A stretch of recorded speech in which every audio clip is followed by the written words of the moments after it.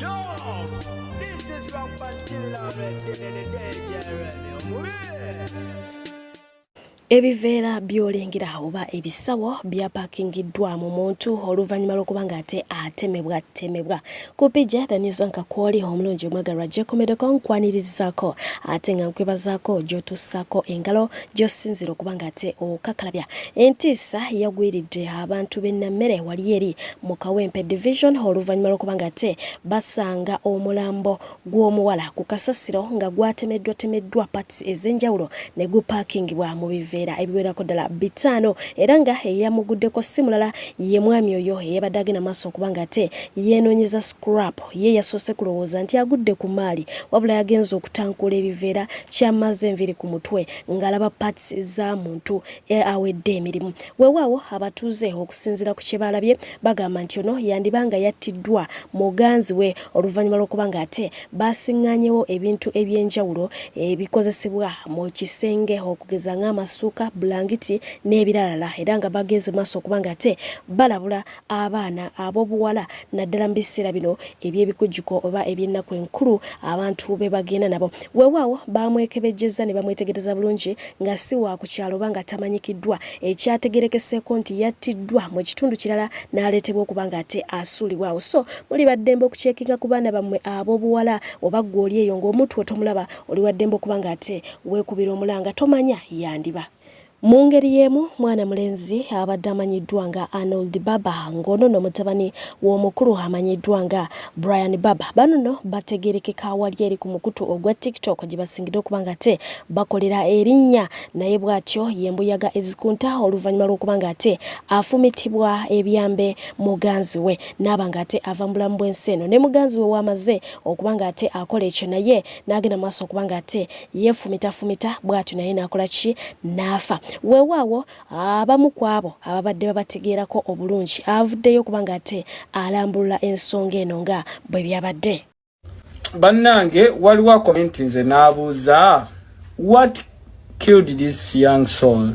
So ngenda babulira about Arnold abasinga mubadde mwebuuza Arnold Baba yani. Arnold Baba no muvubuka abadde mutabani wa Brian Baba mentor wange mulabirako ebintu bingi nnyo. Era omusajja Brian Baba ebintu byakola ku TikTok fena tubyagala era tubiraba musajja wa kisa n'ebikolwa bye birungi. So Brian Baba abadde alina omutabani ogwe yandise ku baana b'abakulu omu yafudde mu ntiisa mu ngeri embi ennyo mu ngeri etisiza ddala. So you know, this is how Arnold has left us. Oba yene ensonga lwaki Arnold essaawa zino mufu oba maiti. So guys, kintu kyaddewo kiti Arnold yabadde ava ku ambias olunaku lw'ejjo nga we mumanyi ebyaffe by'abavubuka tucakalamu ne tukuba amabaala musajja wattu n'ayingira amaka ge kuba abadde alina omukyala nga balina n'omwana naye nga ndoza mukyala we yali atera omuwoni nga bino ebintu bye mumanyi nti lekerawo obwenzi biki nga mwe mumanyi ebibeera mu bafumbo naddala nti omuwala oluusi abadde akeberanga mu ssimu ye nga alina byanoonyamu nga we mumanyi abakazi abamu. So Arnold bambi akomawo waka omugenzi nga yebaka kumbe omukyala yaguze dde obwambe nga yabumulindisizza era kitegereke kuba nti ennyumba eno badde bagisulamu abantu bana omuto Arnold ne mukyala we n'omuvubuka gwakola naye ku saluuni. Omukyala yagambye omuvubuka ave mu nnyumba agenda aggulewo saluuni ku makya kumbe amugobawo ng'alina mission gy'agenda okukola. Era omukyala ono Arnold yabadde yakayingira ennyumba leero ku ssaawa 10 ez'okumakya. Omuwala ono n'akwata obwamba obwo n'afumita omuvubuka paka omusayi we gwatandise omuyita omusajja wattu ne yerwanako baneiba ne bawulira olutalo bagenza otuuka okugulawo nga Arnold avaamu omusayi mungi bambi abavubuka bakyalibe ne bamukwata ne bamutwala ekibuli emulago omutekatekako ebintu ebisinga nga yagenze dda omusayi kuba omuwala yamusaze muno n'amusala eno wansi kuba nze mbaddeyo ku mochari mulago fa abajjeyo omulambo ne Brian Baba taata we. So obulamu bwe batyo bwakomyawo. Kati abantu ababadde batutte omulambo abantu abatutte Arnold mu ddwaliro bakomyewo okulaba omukazi nga n'omuwala yesse. Omuwala yesaze embulago n'ava mu bulamu bw'ensi eno. Naye nga bintu ndooza bibadde mubi, omuwala abadde ayagala nnyo ndooza bbaawe nga tamusuubiriza okuba nti alinayo abawala abalala nga mubanyi abakazi abamu balina obujja bungi n'obusungu bungi era nga yeeraalika dda nti nja kutta. Paka omuwala we yasse Arnold baba n'omwana naye n'akola ki ne yeesala obulago n'afa. So banaye buli muntu yenna obeera ne mukyalawo webaka naye naye obadde okimanyi nti omukyalo oyo asookera ku makya n'akufumita obwambe oba n'omusajja kennyini naye asobola okukikola. Tugenda kitwalira ku bakazi bokka n'abasajja mulimu abasajja betumanyi nga mu basse bakyala baabwe. Naye nze mbadde mbagamba ndi proud Ugandan ate era nze content gwe mundaba gwe nkola wakwagalana. So banaye woba owulira nga omuntu nti temusobodde kweyagala ne mu tambula ogende funa omuntu omulala relationship giveemu kubanga ebiseera ebisinga tulwa nnyo n'abantu betwagala nga ate tetubaagala. Olina omulimba nti mwagala biki ebiseera ebimu enwana ezo zivaamu. Arnold ne mukyala we bonna bafudde baleseewo omwana omuto bagenda munyumizanga batya nti bazadde bo bonna baafa ku lunaku lwe lumu mu kiseera kyekimu. Okitegeera bonna babadde bavubuka bato. Arnold myaka 24 omuwala 23. Very young and very handsome guy. Afiiridde ebintu ebyekisiru mulaavu ey'ekisirusiru ebintu ebyo bitagasa. So banange abagenda okuziika musobola noonya Brian Baba tugenda muzika lunaku lwanca naye nga nze mbeereddewo Brian Baba because he's a real guy musajja wa kisa tera y'omu ku bantu abagambye nti vayo abantu babuulire ebyatuukawo oba ebituse bambi ku mutabani w'omugenzi Arnold. May your soul rest in peace my brother. Nze nasemba mulaba ku climax nenyumya sanyumya naye bulijjo mulaba nga mabaala olumu embantamudde era siri nnyo omuntu w'amabaala naye lwemba nfulumyemu ko mbadde mulaba ku climax nga obimanyi era afaanana nnyo taata we bambi. So guys simanyi kye tulina okukola byonna kusabira mwoyo gwe gutuke mirembe n'omukyalo oyo yakoze ogwo omusango nti tetusaka timusalira musango kuba naye yesse mufu. Ne banaye mwegendereze ebintu ebimu naddala ebintu by'omukwano bino. Olaba ng'omuntu tomwagala mugamba amazima otambula omuviire temwebeeramu nnyo. Nze era bw'oba tonjagala sikulwamu nnyo era nga nkola kinga nkuleka nga ngenda. Abantu tuli bangi mu nsi eno so ofunayo omuntu omulala akwagala. So omwoyo gwa Arnold gwe omulemerembe for God and my country. Omuto ring rapper naye y'omu okubawunzise omwaka nga bibasobedde oluvannyuma lw'okubanga ate munange Mungu ajjulula taata w'embulamu bw'ensi eno olunaku lwabadde lwaggulo era ng'ono ayise ku mikutu gy'emigatta abantu ng'apositinga ng'agamba nti taata lwaki kati munange lwondeseewo naye nga kitalo nnyo kitalo ddala. So ng'ate era n'obubenje nabwo bungi ddala era nga waliwo akabenje akatutte maama n'abaana bana balambirira bonna ne baba nga ate fiirawo omulundi gumu. Kitalo nnyo kitalo ddala bonna abaviiriddwako abantu babwe katusabe Mungu abeere ng'ate abagumya. Weewaawa ye omukulu amanyiddwa nga Mick Wine ali mu kujagana oluvannyuma lwakubanga ate Mungu asimulula mukyala we Pauline n'omwana baby oyo gwolengera awo mu katini. Omukyalo n'abadde nga lubuto ffenna ababadde bamulaba tubadde nga tumulaba. Weewaawo sinategeera ka baby kawala oba kalenzi nga tukimanyi bulungi nti Mick Wine already aina abaana bana obalabaawo. Yes, jjukira nti omukyala we oli yagenda yaleka abaana so nga ate ono yadda buzzi mabega ono yazaala oli omukulu ddala okitegedde ekintu ekyo. So embeera bwetyo bweri. Weewaawa y'omukulu Robert Kyagulanyi Ssentamu olunaku olwa Ssekukkulu we yava wali eri mu church yasalawo okubanga ate agenda mu bantu b'ekiwatule wali eri awakwata omuliro we nakutegeeza abantu bangi ne baba nga ate bafiirwa ebintu byabwe yagendayo okubanga ate abagabula era nga yabatwalira ebyokulya ebya Ssekukkulu ebyali biwerako ddala. Weewaawo n'aba Red Cross bagenze bageze maaso kubanga ate beeyunga kuba NUP kye bakoze ne baddukirira abantu bano n'ebintu ebikozesebwa omuli emifaliso bulangiti omuli ebidomola ebintu bityo n'ennetsi n'ebirala kamaalo okulaba nti abantu bano baddamu okubanga ate bapambana obulamu. Waliwo omuto eyasuuliddwa era nga wenjogera kati akuumirwa ku poliisi e Busega. Weewaawo mu kumusuula maama yamuleseeko ebbaluwa eyabaddemu n'amannya ge nga maama agamba nti ye Atuhaire Brenda era ng'okusinziira ku bbaluwa gye yalese yasudde omwana ono lwa nsonga nti tafuna buyambi kuva eri kitaawe era ng'akoze ekisoboka kyonna munnange taata yeremye. Bw'atyo n'agendako ne ku poliisi n'etamuyamba kwe kusalawo asuule omumbejja we Namakula Zainabu. Bw'atyo n'asaba oyo yenna abamulonze agende mu maaso okubanga ate amulabirira era bw'akulanga amugambe nga nti maama gy'ali amunoonyeeko. So mu mbeera eyo maama bw'atyo n'abeera ng'akola ki alekawo omwana we.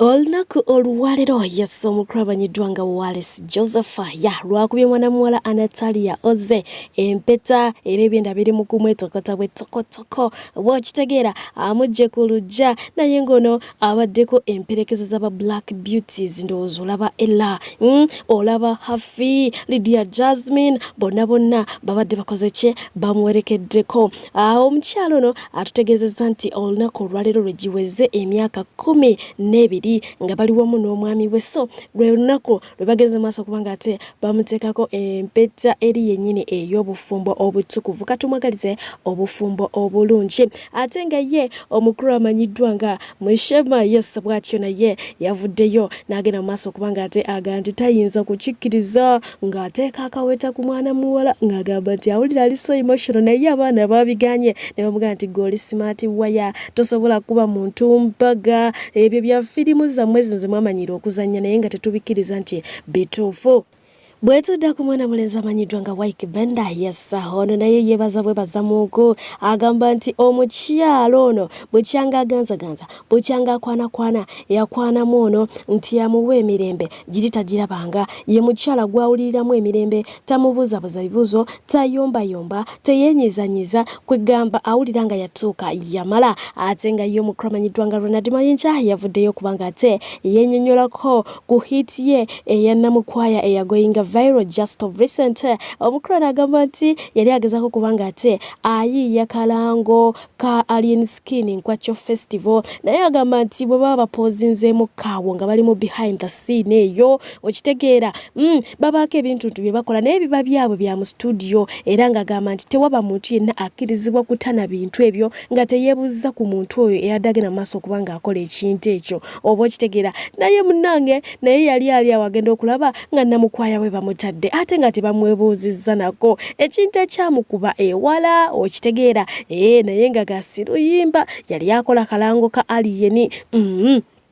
Olunaku lwa Boxing Day ennaku z'omwezi nga 26 Amal lwazaalibwa oba lwe yazaalibwa naye nga maama Rema Namakula ageze maaso kubanga ate amuwandikira obubaka obw'amazaalibwa n'amugamba nti bagamba nti omwana asooka oba first born oyo akulira wano ku lusegere lwa nnyina era ekyo nkakasanga ddala kituufu. Amal nange buli omu alaba munne nga bw'akula. Amal ndaba nga nkula nange mulabye nga akola ki ng'akula. Naga nti omwana ono gwe mulaba asobola okunsoma ng'omuntu bw'anaasoma ekitabo. N'agamba nti munnange kamaama nze naawe tuyise mu bingi byonna tubiyiseemu naye mu byonna neebaza Mukama okuba nti yanfuula okuba nti nze maama wo era n'amutegeeza nti munnange mu buli mbeera yonna ky'olina okumanya nti nze wendi mbaliraako era bw'atyo n'amutegeeza nti amwagala nnyo malayika we. Bw'atyo n'amwagaliza amazaalibwa amalungi ag'emyaka 9.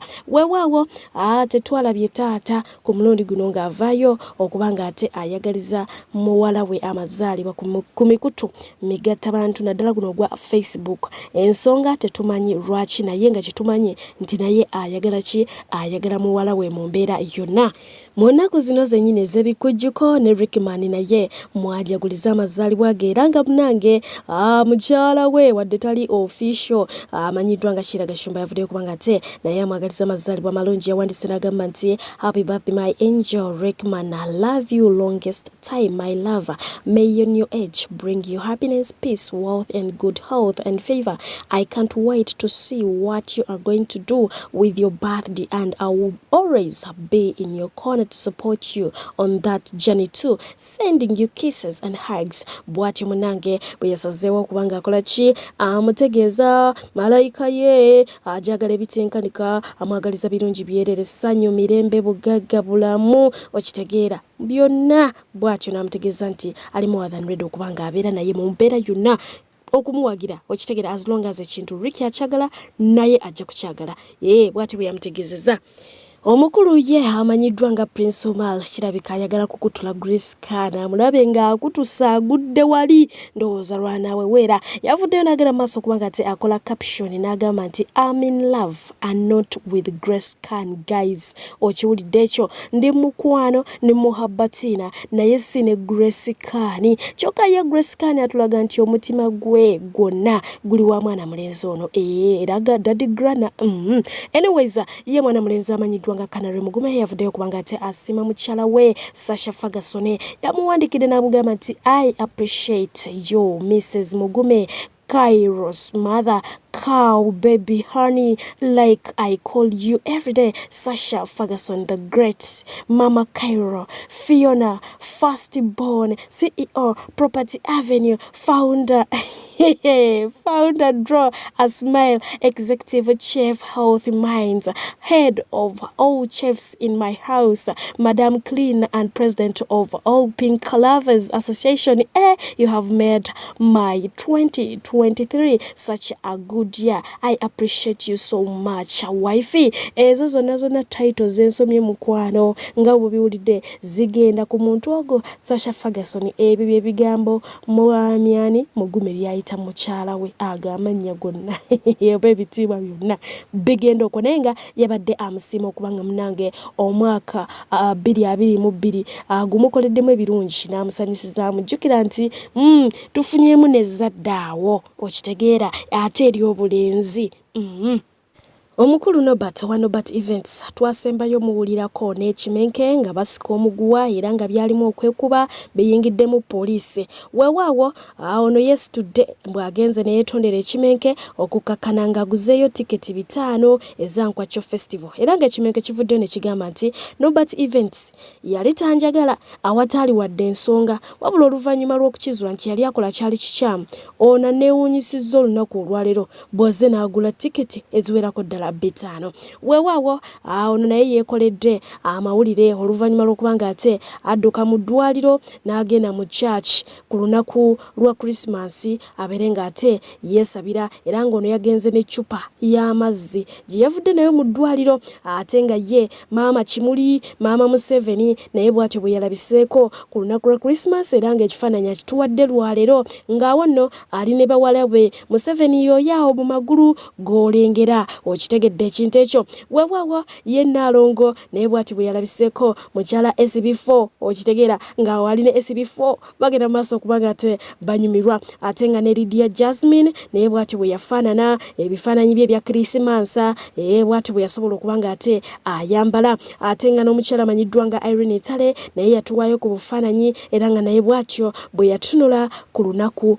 olwa photoshoot ate nga ye mwana amanyiddwa nga Nanche Jomi bw'atyo naye yavaayo ne Zadzi wamu n'abaana nabo ne banekera mu green wamu ne red awe batyo mpola nabo ne batuwa ku bufaananyi bwa Christmas.